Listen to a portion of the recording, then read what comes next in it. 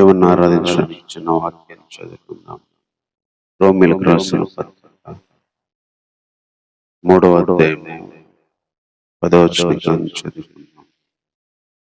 ఇందును గురించి రాయబడినది ఏమనగా, నీతిమంతుడు లేడు, ఒక్కడునూ లేడు, గ్రహించువాడు ఎవడునూ లేడు, దేవుణ్ణి వెదక్కువాడు లేడు, అందరూ త్రోవ తప్పి ఏకముగా పనికి మాలిన వారై, మేలు చేయవాడు లేడు, ఒక్కడైనను లేడు. వారి గొంతుగా తెరిచిన సమాధి, తమ నాలుకతో మోసము చేయుదురు. వారి పెదవుల క్రింద సర్ప విషమున్నది, వారి నోటి నిండా శపించుటయు పగయు ఉన్నవి. రక్తము చిందించుటకు వారి పాదములు పరిగెత్తుచున్నవి. నాశనమును కష్టమును వారి మార్గంలో ఉన్నవి. శాంతి మార్గము వారు ఎరుగరు. వారి కనుల ఎదుట దేవుని భయము లేదు. చిన్న మాట ప్రార్థన చేసుకున్నాం. ప్రేమ కలిగిన ఆయన, కొంత సమయమునైనా పాటల ద్వారా నీ నామాన్ని, నీ ప్రేమను స్మరించుకోవడానికి, తలపోయడానికి ఆయన మాకు ఇచ్చిన కృపను బట్టి వందనాలు. అదేవిధంగా కొంత సమయం ప్రభా, ఈ వాక్యంలో నుంచి మేము నిన్ను గురించి ప్రభా తెలుసుకోవడానికి కావలసిన తలంపులు దయచేయమని, సమయాన్ని మాకు దీవెనకరంగా చేయమని ఈ ప్రార్థన మా రక్షకుడైన యేసుక్రీస్తు నామములో ప్రార్థించి వేడుకుంటున్నాము. ఆమేన్. రోమా పత్రిక రోజు యూదుల్లో ఉన్న అనేక మంది చాలా విషయాలు తెలుసుకోవడానికి రాయబడిన పత్రిక. రోమా అనే పేరే మనకు తెలియజేస్తుంది అది రోమాలో ఉన్న వారికి అని. రోమాలో చాలా మంది దేవునిలో ఉన్నారు, కానీ దేవుణ్ణి ఆశ్రయించట్లేదని, ధర్మశాస్త్రం ఉంది కానీ చేయట్లేదని, నిజమైన దేవుడు ఉన్నాడు కానీ ఆయన దేవునిలాగా ఆరాధించట్లేదని, క్రియల కంటే విశ్వాసము గొప్పది, క్రియల వల్ల నీతిమంతులు కాలేరు అనే చాలా సిద్ధాంతపరమైన విషయాల్ని పౌలు గారు క్లారిఫై చేస్తూ ఈ పత్రిక రాస్తూ వచ్చాడు. ఈ 3వ అధ్యాయంలో కూడా యూదునికి ఉన్న గొప్పతనము, సున్నతికి ఉన్న ప్రాధాన్యత మరి ఎలాంటిదో, అవి ఉండి కూడా మనుష్యుడు ఎలాంటి వ్యక్తిలాగా మారిపోయారు చెప్తూ అనేక విషయాలు రాస్తూ వచ్చిన పత్రిక ఇది. ఆ రోజు యూదులు ధర్మశాస్త్రాన్ని బట్టి అతిశయించేవాళ్ళు, వాగ్దానాలను బట్టి అతిశయించేవాళ్ళు, దేవుని బట్టి అతిశయించేవాళ్ళు. 2వ అధ్యాయంలో నువ్వు అతిశయించే నువ్వే దొంగిలిస్తావా, నువ్వే బోధించే నువ్వే దోచుకుంటావా, వ్యభిచరించొద్దని చెప్పే నువ్వే వ్యభిచరిస్తావా, ధర్మశాస్త్రం ఉందని అతిశయించేవి నువ్వే మీరి దేవుని మాటను తృణీకరిస్తావా, అవమానిస్తావా. అంటే మెయిన్ కాదు, ధర్మశాస్త్రానికి సంబంధించిన విషయాల్లో ఉండి కూడా అనేక పాపులైన వారి గురించి రాయబడిన పత్రిక. ఈ 10వ అధ్యాయం వచ్చేసరికి పౌలు గారు ఒక స్టేట్మెంటే ఇచ్చేశాడు, క్లారిటీ ఇచ్చేశాడు. ధర్మశాస్త్రం ఉన్నా ధర్మశాస్త్రం లేకపోయినా, యూదులైనా క్రీస్తు దేశస్థులైనా మిగతా అన్యజనులైనా ఎవరైనా నీతిమంతుడు లేడు. 9వ వచనంలో చెప్తాడు, యూదులేమి క్రీస్తు దేశస్థులేమి అందరూ పాపానికి లోనై ఉన్నారని ఆల్రెడీ ఇంతకు ముందే దోషారోపణ చేసి ఉన్నాము. ఎవరైనా కూడా పాపానికి లోనైన వారు, నీతిమంతుడు లేడు, ఈవెన్ ఒక్కడూ లేడు, గ్రహించేవాడెవడు లేడు, అసలు దేవుణ్ణి వెతికేవాడే లేడు. అంటే యూదులైనా గ్రీసు దేశస్థులైనా అన్యులైనా భూమి మీద ఎవరైనా కానీ నీతిమంతుడు లేడు, ఈవెన్ ఒక్కడూ లేడు, గ్రహించేవాడు లేడు, దేవుణ్ణి ఎదిగేవాడు లేడు, మేలు చేసేవాడు లేడు, ఈవెన్ ఒక్కడైనా లేడు. అందరూ త్రోవ తప్పి పనికి మాలిన వారయ్యారు, అందరి గొంతు తెరిచిన సమాధి, నాలుకలతో మోసం చేస్తారు, పెదాల కింద సర్ప విషం ఉంది, నోటి నిండా శపించడాలు ఉన్నాయి, రక్తం చెందించడానికి పాదాలు, నాశనము కష్టము వారి మార్గాల్లో ఉన్నవి, శాంతి మార్గం ఎరగరు, అసలు దేవుని భయమే లేదు అని చెప్తున్నాడు. అంటే దేవునికి భయపడే మనుషులు లేడు, దేవుని దగ్గర నీతిమంతుడు లేడు, ఒక్కడు లేడు. అందరూ పాపులే, అందరూ తెరిచిన సమాధులే, అందరి పెదాల కింద సర్ప విషం ఉంది, అందరి పాదాలు రక్తం చెందించడానికి పరిగెత్తేవే, అందరూ శాంతి మార్గం ఎరగరు, దేవుని భయాన్ని ఎరగరు. Even యూదులైనా Greece దేశస్థులైనా. అందుకే ప్రతి నోరు మొయ్యాలి, మొయ్యబడినట్లు సర్వలోకము దేవుని శిక్షకు పాత్రమగునట్లు ధర్మశాస్త్రము చెప్పుచున్న వాటన్నిటినీ ధర్మశాస్త్రానికి లోనైన వారితో కూడా చెప్పుచున్నది అని ఎరుగుదము. దేవుని దగ్గరికి వచ్చేసరికి ప్రతి నోరు మొయ్యబడుతుంది. ఎందుకంటే నీతిమంతుణ్ణి నేను అని చెప్పుకునే నోర్లు ఉండవు. సర్వలోకము దేవుని శిక్షకి పాత్రులు అవుతుంది. సర్వలోకము దేవుని శిక్షకి పాత్రురాలు. ప్రతి ఒక్క నోరు మొయ్యబడుతుంది. ఎందుకంటే నేను నీతిమంతుణ్ణి అని చెప్పుకునే విధంగా ఎవరూ లేరు. ఆ విషయంలో ప్రతి నోరు మూయబడాలి. ఆ విషయంలో ప్రతి వ్యక్తి, లోకంలో ఉన్న వ్యక్తి శిక్షకు పాత్రుడే, శిక్షకు పాత్రురాలే. ఈరోజు మనం ఆలోచించాల్సిన విషయం కూడా ఈ భూమి మీద నీతిమంతుడు లేడు, ఒక్కడూ లేడు, దేవుణ్ణి వెతికేవాడు లేడు. ఆయన భూమి మీద చూసినప్పుడు అందరూ త్రోవ తప్పి ఏకముగా పనికి మాలిన వారయ్యారు. నీతిమంతులు లేడు, అసలు భూమి మీద నీతిమంతులే లేడు.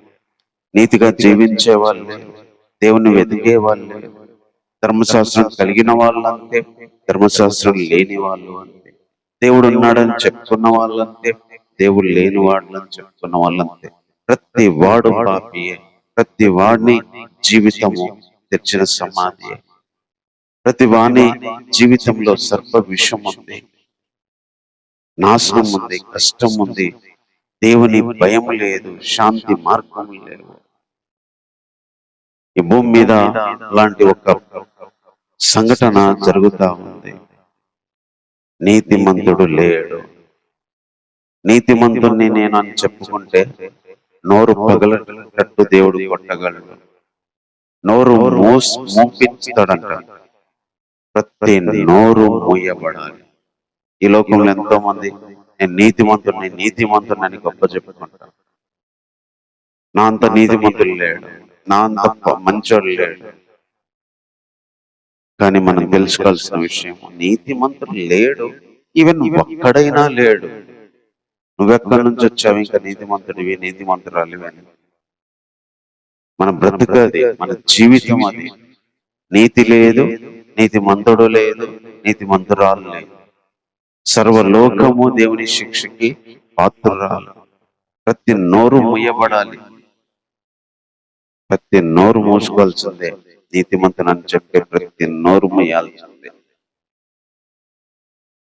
నీతిమంతులు లేని రోజులు, నీతిమంతుడు లేని ఈ లోకానికి దేవుడు నీతిని ఇవ్వడానికి తన కుమారుణ్ణి పంపించాడు.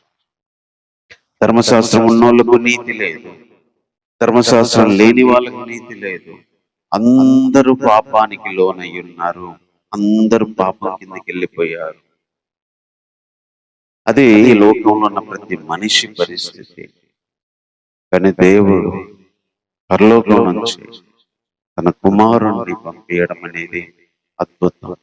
నీతిమంతుడే లేని లోకానికి దేవుని నీతిని పరిచయం చేయించడానికి, దేవుని నీతిని వస్త్రంలాగా కప్పడానికి, దేవుని నీతి మనకి ఇవ్వడానికి యేసుక్రీస్తు వచ్చాడు. అదే 22వ వచనంలో చెప్తున్నాడు, ధర్మశాస్త్రానికి వేరుగా దేవుని నీతి బయలుపరచబడుతుంది. అది యేసుక్రీస్తు నందలి విశ్వాస మూలమైనదై నమ్ము వారందరికీ కలుగు దేవుని నీతి అయి ఉన్నది. ఇది యేసుక్రీస్తులో ఉన్న నీతి, ఇది విశ్వాసానికి సంబంధించిన నీతి, ఇది నమ్మే వాళ్లకు కలిగే దేవుని నీతి. It is not our righteousness, అది మన నీతి కాదు, దేవుని నీతి. ఇది యేసుక్రీస్తు నందలే ఉంది, ఇది విశ్వాసానికి సంబంధించింది, ఇది నమ్మే వాళ్ళకి కలిగే దేవుని నీతి. నీతిమంతుడే లేని ఈ లోకానికి యేసుక్రీస్తు నందలి, యేసుక్రీస్తు నందలి విశ్వాసం ద్వారా నమ్మే వాళ్ళందరికీ దేవుని నీతి వేరే విధంగా దేవుడు ఏర్పాటు చేసినాడు. దానికి ఆయన ఈ లోకానికి రావాల్సి వచ్చింది, ఆయన ఈ లోకానికి వచ్చి మరణించాల్సి వచ్చింది, శరీరాన్ని ధరించాల్సి వచ్చింది. ఇది ఎవరు తీసివేయలేని సత్యం. నీతిమంతుడిగా చేయడానికి నీతిమంతుడు ఒక్కడు కూడా లేని ఈ లోకానికి తన నీతిని, అది యేసుక్రీస్తు ద్వారా విశ్వాసానికి సంబంధించిన నీతిని, అది దేవుని నీతిని ఇవ్వడానికి ఆయన వచ్చాడు. రోజు మనము ప్రభువును ఎందుకు జ్ఞాపకం చేసుకోవాలి అంటే, ఈ ప్రపంచంలో ఒక్క నీతిమంతుడు లేడు. ఈ ప్రపంచమంతా దేవుని ఎదుట నోరు మూసుకోవాల్సిందే. ఈ ప్రపంచమంతా దేవుని శిక్షకి పాత్రురాలు. అలాంటి స్థితిలో ఉన్న మన జీవితాల్లో ఈ లోకము దేవుని శిక్ష నుంచి తప్పించి, ఈ లోకమును దేవుని దగ్గర నోరు మూసుకొని ఉండే స్థితి నుంచి తప్పించి, ఆయన స్తుతించడానికి, ఆయన నీతిని పొందడానికి, అది మన మీద ధరించుకోవడానికి యేసుక్రీస్తు ఆయన ద్వారా మనకు నీతి వచ్చింది. అదే ఇక్కడ చెప్తా ఉన్నాడు. తర్వాత 20వ వచనంలో ఏం చెప్తున్నాడంటే, ఏలైనగా ధర్మశాస్త్ర సంబంధమైన క్రియల మూలముగా ఏ మనుష్యుడు ఆయన దృష్టికి నీతిమంతుడు అని తీర్చబడడు. జస్ట్ ధర్మశాస్త్రం వల్ల పాపం అనగా ఎట్టిదో తెలియబడుచున్నది. ఆ రోజులో ఉన్న యూదులకి డబ్బా కొట్టుకునే యూదులకు చెప్తున్న మాట, ధర్మశాస్త్ర క్రియల మూలంగా ఏ వ్యక్తి, ఏ మనుష్యుడు దేవుని దృష్టిలో నీతిమంతుడు అవ్వడు, దేవుని దృష్టిలో నీతిమంతుడు అవ్వడు, దేవుని దృష్టికి నీతిమంతుడని తీర్చేవాడు.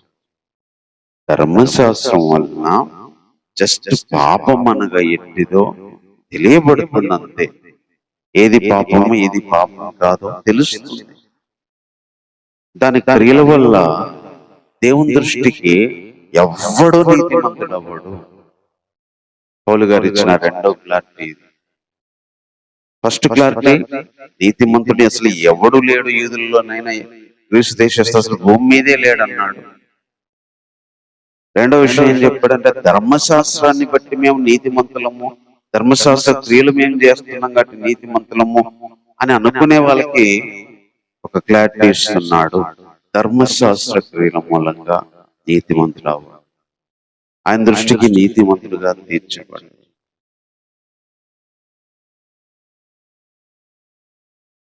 23వ వచనంలో కూడా చెప్తాడు, ఏ భేదం లేదు. There is no any difference. ఏ భేదం లేదు, యూదుడికైనా గ్రీసుది ఏం భేదం లేదు. నువ్వు దేవుడివి, ధర్మశాస్త్రం అన్నున్నా నీకు వాళ్ళకి ఏం తేడా లేదు. అందరూ పాపం చేసి దేవుడు అనుగ్రహించే మహిమను పోగొట్టుకున్నారు. పాపం చేసి దేవుని మహిమను పోగొట్టుకున్నారు. There is no any difference between Jews and Gentiles, యూదులకైనా అన్యులకైనా ఏ తేడా లేదు, ఏ భేదం లేదు. ధర్మశాస్త్రం ఉన్న దేవుడున్న ఇల్లు పాపులే, అనజనులైన పాపులే, అందరూ ఒకటే పాపం చేశారు, దేవుని మహిమను పోగొట్టుకున్నారు. ఒకటే కేటగిరీ, ఒకటే కేటగిరీ. ఆ రోజున్న విశ్వాసుల్ని తమ పాపులు అని తెలియజేయడానికి, నీతి ధర్మశాస్త్రం వల్ల రాదు అని తెలియజేయడానికి, దేవుని నీతి యేసుక్రీస్తు ద్వారా వస్తుంది అని తెలియజేయడానికి పౌలు గారు ఈ విషయాలు రాస్తూ వచ్చినాడు. కాబట్టి దేనికి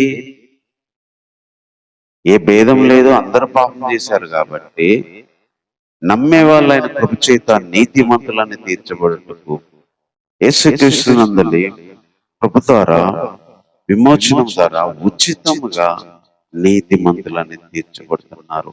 నమ్మేవారు ఆయన కృప చేత యేసుక్రీస్తు నందలి విమోచన ద్వారా ఉచితముగా నీతిమంతులని తీర్చబడుతున్నారు.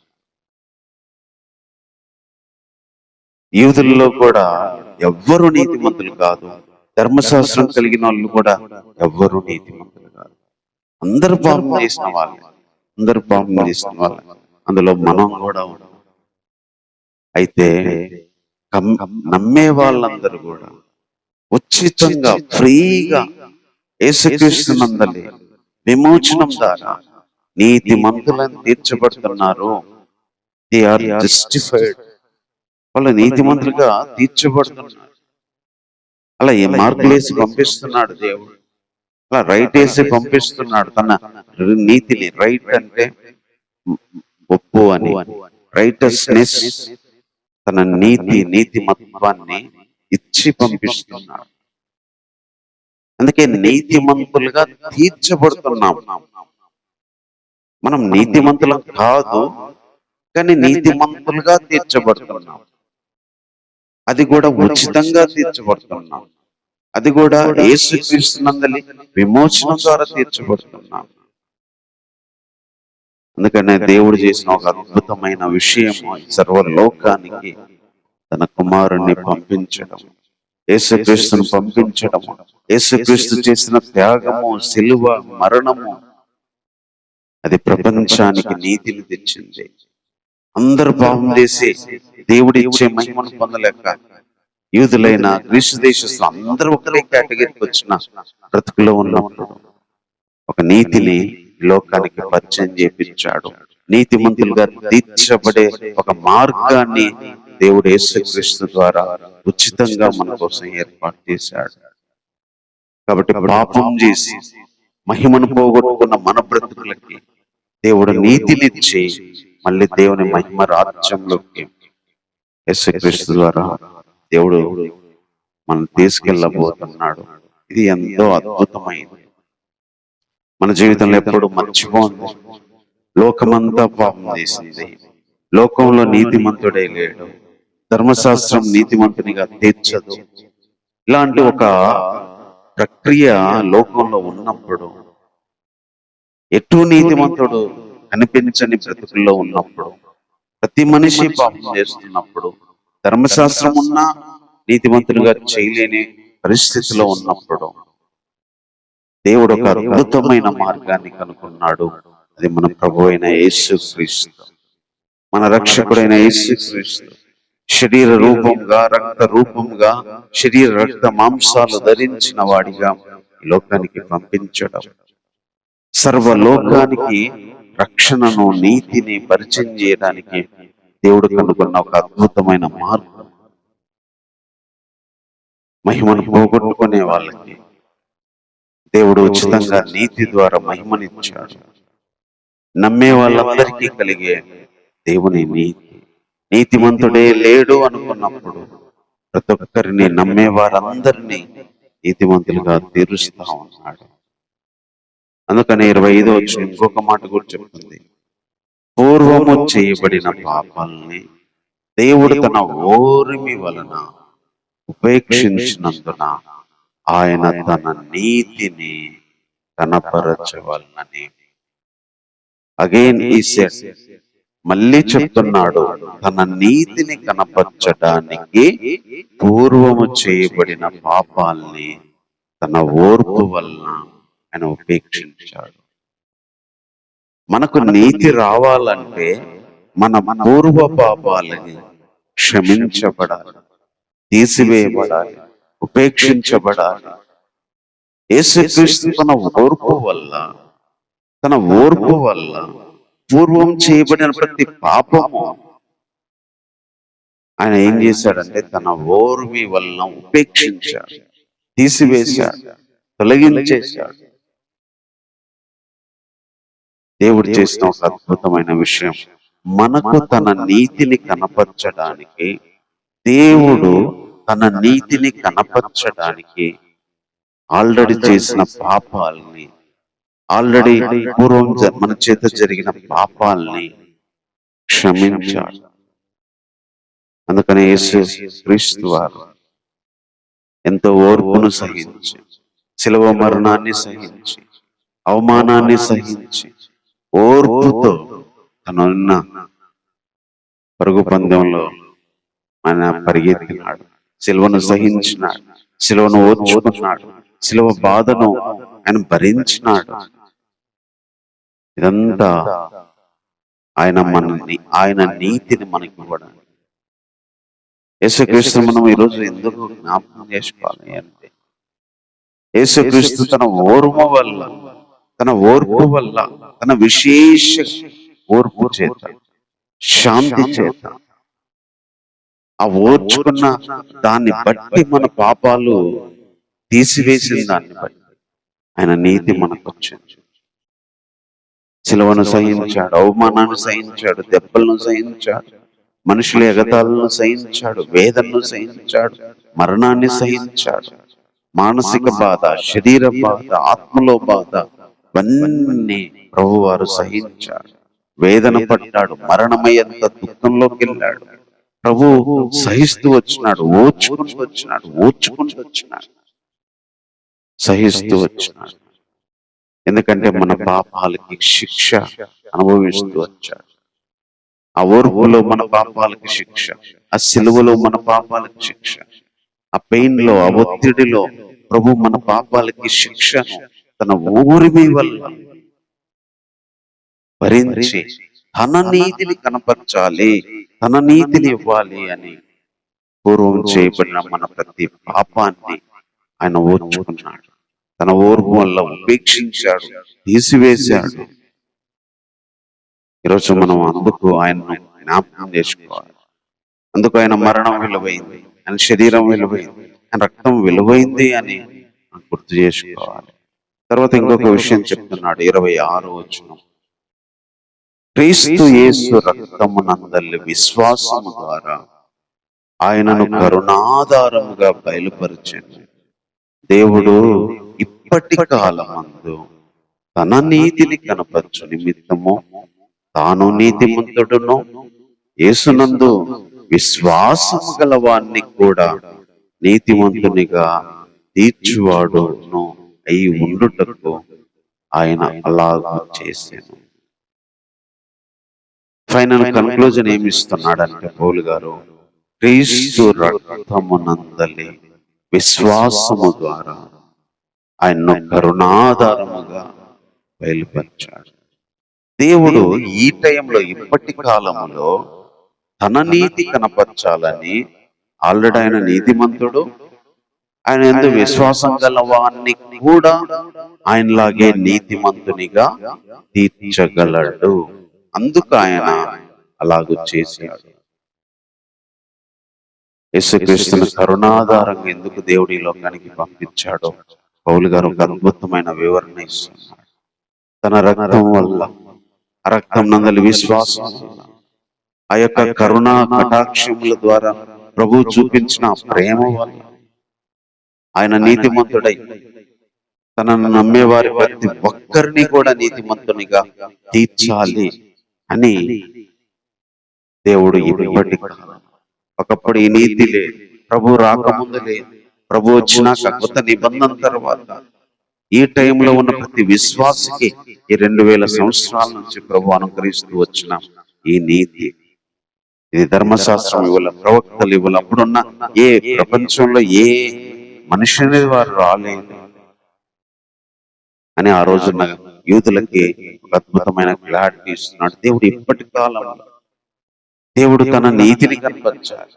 ఎందుకంటే ఆయన నీతిమంతుడు, ఈవెన్ ఆయన నమ్మిన వాళ్ళని కూడా నీతిమంతులుగా తీర్చగలడు. అందుకే ఆయన కరుణాధారంగా వచ్చాడు. ఆయన రక్తము చిందించాల్సి వచ్చింది.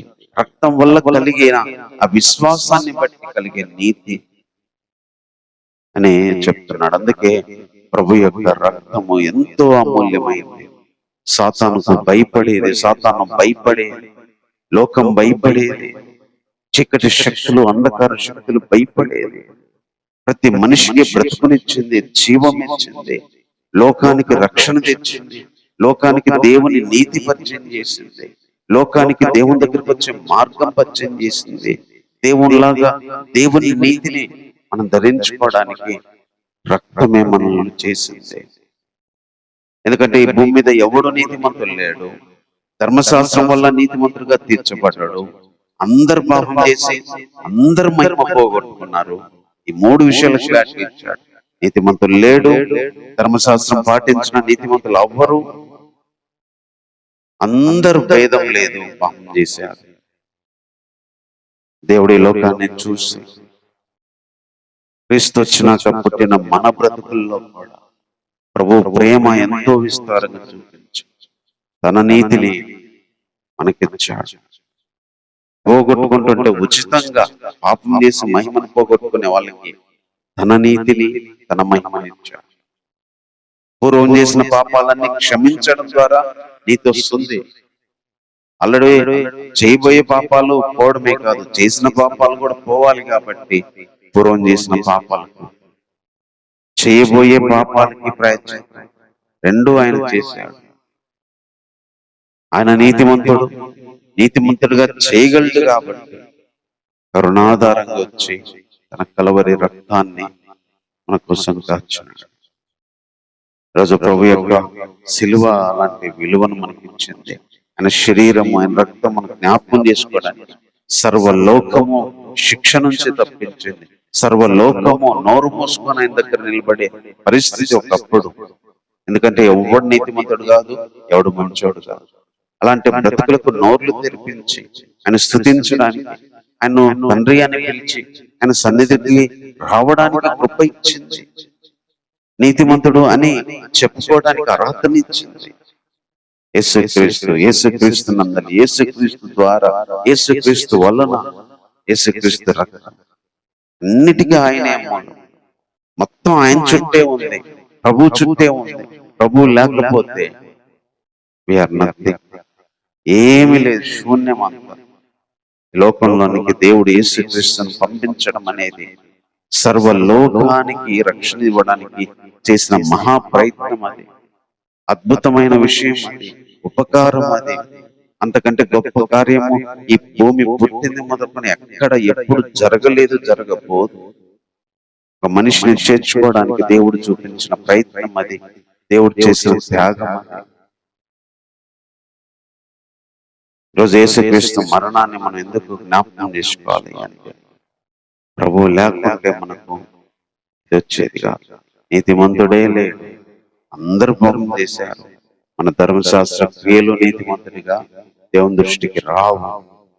అలాంటి బ్రతుకులకి తన నీతినిచ్చి, పూర్వం చేసిన క్షమించి, తర్వాత తన నీతిమంతుడై మనల్ని నీతిమంతులుగా చేయడానికి రక్తాన్ని, విశ్వాసాన్ని ఇచ్చి రోజు మనల్ని నిలబెట్టాడు. కాబట్టి మాటలను బట్టి ఆయన మరణాన్ని, ఆయన శిలువను తలపోచుకుంటూ 10 నిమిషాలు మనం దేవుణ్ణి ఆరాధించాలి. ప్రభు ఎంత విలువైన వాడు మన జీవితాలు. ఆయన మరణం ఎంత విలువైంది, ఆయన ప్రేమ ఎంత విలువైంది. ప్రపంచంలో దేవుడు చేసిన అద్భుతం ఏమైనా ఉందంటే సర్వలోక రక్షణకై, సర్వలోకము నీతిమంతులు అవ్వాలని, అది కూడా దేవుని నీతి పొందాలని, అది కూడా యేసుక్రీస్తు ద్వారా తప్ప రాదని తన కుమారుని గురించి వాగ్దానం చేసి చేసి ఇప్పటి కాలమందు కాలము పరిపూర్ణమైనప్పుడు ఆయనను శరీరధారిగా రక్తాన్ని ధరించిన వ్యక్తిలాగా మరణాన్ని రుచి చూపించడానికి ఈ లోకానికి దేవుడు పంపించాడు. అందుకని యేసుక్రీస్తు నలగొడుతున్నప్పుడు తండ్రికి ఇష్టమైంది. యేసుక్రీస్తు సర్వ లోకానికి ప్రాయశ్చిత్తం చేస్తున్నప్పుడు తండ్రి సంతోషించాడు. ఈరోజు అలాంటి యేసుక్రీస్తును మనం ఆరాధన చేయాలి. అలాంటి తండ్రి ఇంత ప్రేమ చూపించిన తండ్రి అయిన దేవుని మనం స్తుతించాలి. ప్రేమ కలిగిన తండ్రి, నీకు వందనాలు చెల్లిస్తున్నాను ప్రభా. ఇంతవరకు సాయం చేసి ఆరాధన కోసం ప్రభా మీరు ఇచ్చిన తలంపుల కొరకై వందనాలు. ఈ భూమి మీద పుట్టిన ఏ మనిషి నీతిమంతుడు కాడు. నువ్వు ఒక క్లారిటీ ప్రభా పౌలు గారి ద్వారా ఇచ్చావు. నీతిమంతుడు లేడు, ఈవెన్ ఒక్కడైనా లేడు. మేము అలాంటి కోవకే చెందాం. మా పాదాలు రక్తం చిందించే పాదాలు, మా పెదాలు విషాన్ని చిమ్మే పెదాలు, మా చేతులు శపించడం పగ నిండిన చేతులు ప్రభా. శాంతి తెలియదు, దేవుని భయం తెలియదు, నీతి తెలియదు, పనికిమాలిన వాళ్ళం ప్రభా. ఎంత పనికిమాలిన వాళ్ళం అంటే మా బ్రతుకుని చూస్తే ప్రభా మాకే అసహ్యం పుట్టించేంత పనికిమాలిన వాళ్ళం.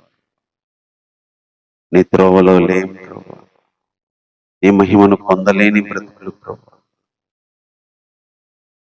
ఇలాంటి వారి కోసం మీరు చేసిన ఒక అద్భుతమైన త్యాగాన్ని, ప్రయత్నాన్ని బట్టి వందనాలు.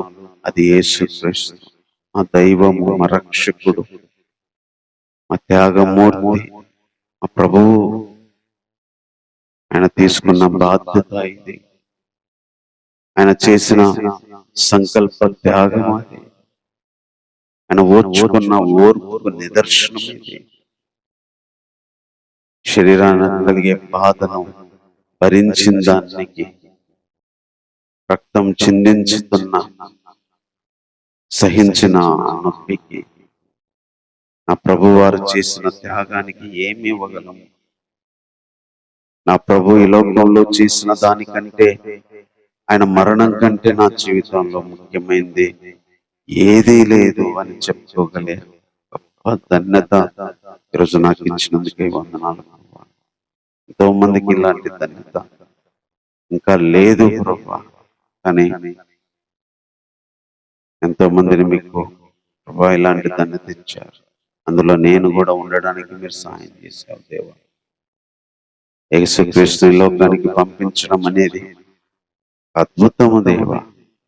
లేదంటే పాపములను ఎదుర్చటము, దేవుని శిక్షకు పాత్రలము, నీ ఎదుట నోర్లు మూసుకొని ఉండాల్సిన వాళ్ళము, నీ మహిమను పోగొట్టుకునే బ్యాచ్లో మేము ఉండాల్సిన వాళ్ళం దేవా. ఎంత ప్రేమ దేవా, ఉచితంగా ఇచ్చారు దేవా. నీ ఓర్పు వల్ల ఇచ్చారు. నీ కుమారుడని యేసుక్రీస్తునందలి జస్ట్ విశ్వాసం వల్ల ఇచ్చారు. రక్తానందలి విశ్వాసం వల్ల ఇచ్చారు. ఎంత ఉచితంగా, ఎంత సులువుగా, ఎంత అద్భుతంగా ప్రభా నీతిమంతులుగా మమ్మల్ని తీర్చారు ఆయన. అది కూడా మీ నీతిని ఇచ్చారు ప్రభా. మీకుండే నీతి మాకిచ్చి మా పాపాన్ని మీరేసుకున్నారు దేవా. రోజు నీతిమంతులము అని చెప్పుకుంటున్నామంటే మా బ్రతుకులో నీతి ఉందని కాదు దేవా. అది నువ్వు ఉచితంగా ఇచ్చావని, మీరు ధరింపజేశారని, మీరు అది నీ కుమారుని ద్వారా అందరికి ఇవ్వడానికి, ఉచితంగా పంచడానికి, దానంగా నీతిని ఇచ్చారు ప్రభా. బట్టలో, తిండో, డబ్బో మాకు దానం ఇయ్యలేదు, నీ నీతిని ఇచ్చారు ప్రభా. దేవుడంత నీతి మాకు ఉంది అని చెప్పుకోగలుగుతున్నామంటే అది మా అతిశయము కాదు. దేవుని నీతిని దేవుడే మాకు ఇచ్చాడు. అది దేవుంది, అది ఉచితంగా విశ్వాసం వల్ల దేవుడు ఎవరికైనా ఇవ్వగలడు అనే ఒక అద్భుతమైన సత్యాన్ని ప్రభా పౌలు గారి ద్వారా మీరు తెలియజేసిన ఈ మాటల కొరకై రోజు అనీతిని పొందిన వారిగా, అనీతిని పొంది మహిమకు చేరేవాడిగా, నా పాపాలను మీరు క్షమించి ఓర్చుకున్న దాన్ని బట్టి కలిగే నీతిని పొందడానికి ప్రభువా మీరు చూపించిన ప్రేమ కొరకై వందనాలు. నీ రక్తం వల్లే మాకు నీతి వస్తుంది అని నీ రక్తాన్ని జ్ఞాపకం చేసుకొని నువ్వు నీతిమంతుడు, సేమ్ నీలాగే ప్రభా మమ్మల్ని నీతిమంతులుగా చేసేది నీ రక్తమే అని మనస్ఫూర్తిగా నిన్ను స్తుతిస్తూ ప్రభా ఏమీ చెల్లించి నేను నన్ను తీర్చుకోలేక ఇది మా జీవితంలో ఎప్పటికీ ప్రతిరోజు తలపోసుకునే అద్భుతమైన త్యాగం దేవి. ఎప్పుడో నెలకో 2 నెలలకో సంవత్సరానికో గుర్తు చేసుకునేది కాదు ప్రభా. ప్రతి దినము ప్రతి క్షణము మీరు ఇచ్చిన నీతిని బట్టి నేను స్తుతిస్తూ ఆరాధిస్తూ ప్రభా స్తుతి ఆరాధన మా రక్షకుడైన యేసుక్రీస్తు వారి నామములో సమర్పిస్తున్నాము తండ్రి. ఆమేన్.